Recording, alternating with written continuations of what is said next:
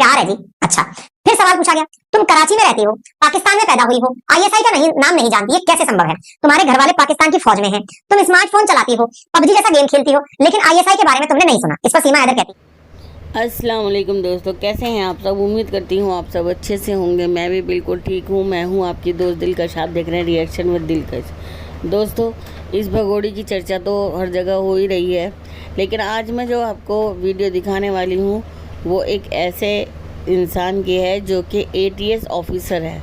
वहाँ पर इससे क्या क्या सवाल किए गए और उसने क्या क्या जवाब दिया, सारा इस वीडियो में बताने वाली हूँ और आपको सुनवाने वाली हूँ। तो मेरी इस वीडियो को फुल वॉच कीजिएगा ताकि आपको समझ में आए कि एटीएस किस तरह से जांच करती है और कैसे किस तरह से पूछताछ होती है। इस वीडियो में सब कुछ खुलासा होने वाला है।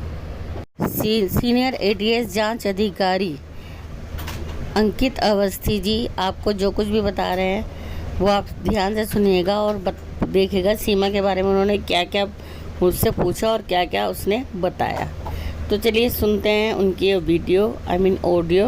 आप भी सुनिए, मैं भी सुनती हूँ। प्यार है जी। अच्छा, फिर सवाल पूछा गया, तुम कराची में रहती हो, पाकिस्तान में पैदा हुई हो, आईएसआई का नहीं नाम नहीं जानती, ये कैसे संभव है? तुम्हारे घर वाले पाकिस्तान की फौज में हैं, तुम स्मार्टफोन चलाती हो, पबजी जैसा गेम खेलती हो, लेकिन आईएसआई के बारे में तुमने नहीं सुना। इस पर सीमा हैदर कहती है, अब आधी लाइफ तो बच्चे पैदा करने में और पालने में बीत गई। 5 साल से मैं सिर्फ टाइम काटने के लिए पबजी गेम खेलती थी। बड़ा सवाल तो ये है भाई, मेरे पास मेरे खुद के 2 बच्चे हैं। मुझे पर्सनली ये लगता है कि माँ के पास 2 बच्चे संभालने के अंदर भी पूरा टाइम निकल जाता है। इसके 4 बच्चे हैं, 4 बच्चों में भी ये समय पबजी खेलने का निकाल ले रही है, जिसमें 2019 से यदि ये पबजी खेल रही है तो टेक्निकली एक बच्चा तो मेरे हिसाब से इसका बाद का ही है, क्योंकि 3 साल की बच्ची है इसकी भाई। 3 साल के हिसाब से 2020 में तो बच्ची पैदा हुई है। इसके पास इतना फुर्सत कि ये पबजी भी खेल रही है, उस समय किसी 2 साल के बच्चे को पाल भी रही है। 2 बच्चे ऑलरेडी हैं जो उस समय 4 साल के और 3-5 साल के हैं, उनको पालते पालते पबजी खेल रही है। ये तो साहब जमने से ऊपर ही चला जा रहा है।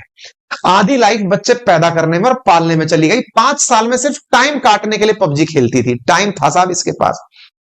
ऐसे में इस जैसे वर्ड को सुनने का टाइम ही नहीं मिला कि आईएसआई क्या होती है। अच्छा, तुम्हें वर्ड सुनने का टाइम नहीं मिला तो तुम्हें इतनी अच्छी इंग्लिश कैसे आती है? कहां सीखी और कहां से सीखी? और 5वीं तक ही पढ़ी हो ना? तो इसने कहा कि मैंने जो भी सीखा वो 2019 के बाद सीखा, जब से पबजी खेलना शुरू किया उससे पढ़े लिखे लड़कों को। तो आजकल आप में से तो कईयों को ऐसा लगने लगेगा कि बाकी ये जो क्लासेस है सब बंद कर देनी चाहिए, पबजी ही खेल लेना चाहिए, शायद उसकी वजह से ज्यादा ज्ञान प्राप्त होता हो। तो भाई साहब, इसने पबजी खेलने से ज्ञान लिया है, ऐसा इसने कहा। फिर क्या किया, एटीएस के कुछ अधिकारियों ने इंग्लिश की कुछ लाइनें बोर्ड पर लिखी, वो इसने धड़ल्ले से पढ़ दी। भाई साहब, शिक्षा का स्तर पाकिस्तान में इतना ऊपर हो कि 5वीं क्लास व्यक्ति इंग्लिश की लाइनें धड़ल्ले से पढ़ ले तो पाकिस्तान तो सोचो ना, मतलब टॉप नेशन होना चाहिए था। फिर इससे सवाल पूछा गया, भाई साहब आपकी उर्दू, अरबी, सिंधी के अलावा तुम हिंदी अंग्रेजी भी बहुत अच्छे से बोल रही हो, इसकी ट्रेनिंग तुम्हें किसने दी? क्या किसी ने तुमसे कहा कि भारत जाकर हिंदी में बात करनी है? शब्द देखो इसके, जैसे कि शरण, अनर्थ, ऐसे शब्द, ये मुश्किल मुश्किल भारी भारी शब्द बोल रही है।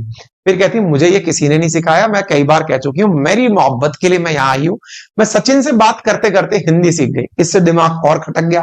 भाई सचिन तो खुद यूपी की हिंदी बोलता है, उसको खुद शुद्ध हिंदी नहीं आती बोलना, तुम उनसे बात करते करते कैसे सीख गई? इस पर फिर वो चुप हो जाती है, फिर वो जवाब नहीं देती। उसको नहीं पता था कि वो हिंदी बोल करके भी फंस सकती है। वो अपने ही सवाल में फंस गई, क्योंकि उसे ये समझ में आ गया कि ये तो पकड़ गए, पुलिस वाले हैं, कुछ भी पूछेंगे। सवाल फिर उससे पूछा, तुमने 4 जुलाई को पुलिस से कहा था कि नेपाल से बस के जरिए तुम सचिन के पास आई, तो तुम्हारा मोबाइल काम नहीं कर रहा था, मान लिया, इसलिए बस ड्राइवर से तुमने फोन लिया, सचिन को कॉल किया। नोएडा पुलिस को तुम्हारे पास से 4 मोबाइल और 4 सिम मिले हैं। इतने मोबाइल तुम्हारे पास क्यों थे? एक टूटा हुआ फोन भी था, इसे तोड़ा क्यों था? सीमा कहती है, नेपाल से भारत आने के बाद मेरा पाकिस्तान का सिम काम नहीं कर रहा था। मैं सचिन के पास आई थी, तब उन्होंने मुझे नया सिम ला कर दिया।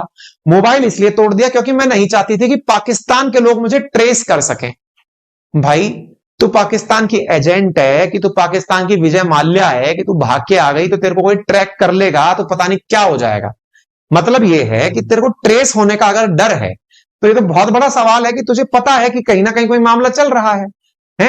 मतलब तेरे को ये भी 5वीं पास लोगों को ये पता होता है क्या कि मोबाइल से ट्रेस हो सकता है? आप में से कईयों को नहीं पता होगा ये जानकारी, तो जो लिसनर्स हैं हमारे उनको नहीं पता होगा कि मोबाइल से ट्रेस कैसे होता है। ठीक है, अच्छा।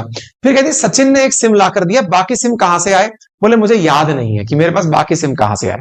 तो भाई साहब इनके साथ पूछताछ में फिलहाल UP police, UP ATS, IB और रॉ, ये सब इनके साथ पूछताछ कर रही है। फिर सवाल पूछा, तुमने अपने सभी सिम को अलग अलग मोबाइल में लगाया और सभी में व्हाट्सएप चलाया, व्हाट्सएप पर प्रोफाइल फोटो किसी लड़की की है, एक दूसरे व्हाट्सएप पे कश्मीर के पहाड़ों की तस्वीर है, ये सब करने के पीछे की असली वजह क्या थी?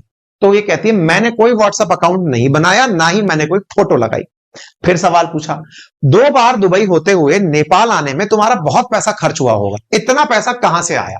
अगर किसी ने तुम्हारी मदद की है तो सच बता दो, हम तुम्हें भारत की नागरिकता दिला देंगे, इसको लालच दिया गया। सीमा ने कहा कुल 7 लाख रुपए खर्च हुए 2 बार आने जाने में। मैंने एक घर बेचा था जो मेरे ही नाम से था, उस घर में मैं रहती थी। मैंने अपने जेवर बेचकर पति को दुबई भेजा था, तो खुद के लिए भी पैसे का जुगाड़ कर सकती थी। कई बार कह चुकी हूं कि किसी ने मेरी मदद नहीं करी, मैं अपनी मर्जी से आई हूं।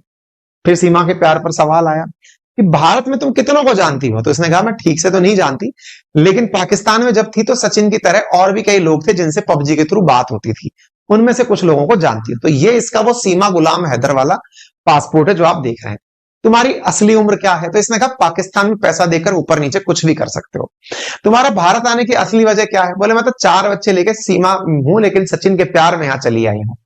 बोले 8 मई को तुमने नया मोबाइल खरीदा और 8 मई को ही तुमने नया पासपोर्ट बनवा लिया। अगेन ये बड़ा सवाल है भाई साहब। पासपोर्ट जिस दिन आपको बनवाना होता है ना, पासपोर्ट ऑफिस, इंडिया में भी आपको पासपोर्ट ऑफिस जाने की चिंता होती है, प्रॉपर अपॉइंटमेंट लेना होता है, उनके टाइम पे जाना होता है, पूरी प्रोसेसिंग पूरी करनी होती है। ये उसी दिन फोन खरीदती है और उसी दिन पासपोर्ट भी बनवा लेती है। ऐसी स्थिति में फिर सवाल बना कि तेरे बिल के ऊपर सेम डेट डली हुई है, 70,000 रुपए का तू फोन खरीदती है और उस पर डेट 8 मई लिखी हुई है। इसका मतलब ये है कि तेरी प्रॉपर प्लानिंग थी कि ये सारे काम तू कैसे करेगी। तूने 70,000 रुपए का पाकिस्तानी फोन खरीदा भाई, पुराना फोन तोड़ दिया, इसकी वजह बता। तो इसने कहा फोन इसलिए तोड़ दिया क्योंकि बच्चों को सिम चलाने के लिए नहीं दे सकती थी। आईडी कार्ड एक मेरे पति का है भाई, 4 फोन लेकर कोई चल रही है, बच्चों को फोन चलाने के लिए नहीं दे सकती, 4 से पबजी खेलती है, पैरों का भी कभी कभी पबजी खेलने में इस्तेमाल करती है। मुझे ऐसा लगता है मेरा एक ही आईडी कार्ड है, हर कोई एज कम से कम 3 से 4 साल कम लिखवाता है, इसलिए हमने यहां पर एज कम लिखवा दी। बोला अच्छा भाई, फिर तू ये बता कि तेरे नाम का जो सोशल मीडिया अकाउंट है उस पर फौजियों को फ्रेंड रिक्वेस्ट भेजने, फॉलोअर्स, फेसबुक पेज, यूट्यूब पर वीडियो, दिल्ली एनसीआर के कनेक्शन, ये सब क्या है? बोले ये सब फर्जी अकाउंट है, मेरे इसमें से कुछ भी नहीं है। अब सवाल आया सचिन के पिताजी से पूछने का कि हाँ भाई जी नेत्रपाल जी बताइए। सचिन से पूछा, नेत्रपाल यानी सचिन से पूछा, सचिन के पिता से पूछा कि तुम घर पर भी सीमा से मिल सकते थे, तुमने सीमा से पहली मुलाकात जंगल में क्यों की? क्योंकि पहली बार सचिन ने अपने प्यार से मिलवाया कहां पर ले जाकर? जंगल में ले जाकर मिलवाया। तो नेत्रपाल कहते हैं कि साहब मेरे पास इस बात का कोई जवाब नहीं है। जवाब हो भी कैसे, बड़ा सवाल है। फिर पूछा गया बुलंदशहर में जाकर कोर्ट मैरिज करने की क्या जरूरत थी? ये किसका प्लान था? ये काम तो तुम नोएडा में भी कर सकते थे, मंदिर में भी कर सकते थे, सीमा नागरिकता लेने के इरादे से तो तुमने ऐसा नहीं किया। इस पर भी उनके पास कोई सटीक जवाब नहीं था। फिर इनसे पूछा गया तो इन्होंने ज्यादातर समय रोने में ही अपना समय बिताया और ऐसी स्थिति में इनके जो सवाल हैं उनको कई जगह क्रॉस वेरीफाई भी किया गया। सीमा के जब जवाब देते रहे तो जवाब से उसके ऊपर शक बढ़ने लगा। इसके आधार पर यूपी एटीएस अब इसका पॉलीग्राफी टेस्ट भी कराना चाहती है। वो ये जानना चाहती है कि ये कैसे मैनेज कर रही थी, हिंदी इसकी चौंकाने वाली कैसे है। हर पाकिस्तान का शख्स जब उर्दू बोलता है तो ये उर्दू और भारत में बोले जाने वाली उर्दू में इतना अंतर है, इसका मतलब डेफिनेटली इसका कोई हैंडलर रहा है जिसने इसे नेपाल तक पहुंचाया है और नेपाल से इसको इंडिया में एंट्री कराई है। इसके पीछे का कोई ना कोई मकसद है। हालांकि पुलिस इस बात को ऑफिशियली रिवील नहीं कर रही है, लेकिन सूत्रों के आधार पर सुर्खियों में बनकर चीजें आ गई हैं। तो अब ऐसी स्थिति में सीमा और उसके बच्चों पर जो पासपोर्ट पर नेपाल का स्टैंप का मिलना हो, सूत्रों के मुताबिक यूपी एटीएस की टीम जांच के लिए फिलहाल अब नेपाल भी जाएगी और एक शारजाह एयरपोर्ट पर भी जाएगी जो इन सब चीजों की जांच करेगी। कुछ सबूत जो इसके मिले हैं जैसे पाकिस्तान का family registration, 2 video cassette, 5 mobile document, ये सब चीजें इसकी मिली हैं। तो आप यहां पर देख सकते हैं। मिनिस्ट्री ऑफ एक्सटर्नल अफेयर से जब पूछा गया कि क्या आप लोग इस विषय पर कुछ कर रहे हैं, तो इन्होंने कहा कि हाँ, पहले उसे हमने गिरफ्तार किया था लेकिन इंक्वायरी के आधार पर छोड़ दिया था। अब उसके ऊपर जांच एजेंसीज जांच कर रही हैं और जैसे भी कोई जांच निकल कर आएगी आप लोगों को अवगत कराया जाएगा। जाएगा। इस पर बकायदा उत्तर प्रदेश की जो डीजीपी ऑफिस है उसके द्वारा एक ब्रीफ नोट इशू किया गया और उसमें पूरे ब्रीफ नोट में बताया गया कि ये कैसे कैसे यात्रा करते हुए कहां रुकी, कितने दिन रुकी। पहली बार जो सीमा है ये 15 दिन के लिए टूरिस्ट वीजा पर 10 मार्च 2023 को पाकिस्तान कराची एयरपोर्ट से शारजा पहुंचती है, वहां से फिर नेपाल पहुंचती है। 17 मार्च को इसी रूट से नेपाल से चलकर वापस 18 मार्च को पाकिस्तान पहुंचती है। सचिन मीणा 8 मार्च 2023 को गौतम बुद्ध नगर से गोरखपुर पहुंचता है। 9 तारीख को वहां से सोनाली बॉर्डर क्रॉस करके काठमांडू पहुंचता है। 10 मार्च को काठमांडू नेपाल में पहुंचकर एक नई होटल लेता है, न्यू विनायक होटल में कमरा लेता है और वहीं कमरे पर जाकर के ये दोनों लोग आपस में 7 दिन साथ रहते हैं। इसके बाद दूसरी बार सीमा 10 मई को आती है, 15 दिन का टूरिस्ट वीजा लेकर आती है, अपने बच्चों के नाम बदलवाती है। 4 बच्चे हैं जिनमें सबसे बड़ा जो बच्चा है उसकी उम्र 7 साल है, उसका नाम फरहान था जिसको बदलवाकर राज कर दिया गया। पुत्री फरवाह उसका नाम प्रियंका कर दिया जो 6 साल की है।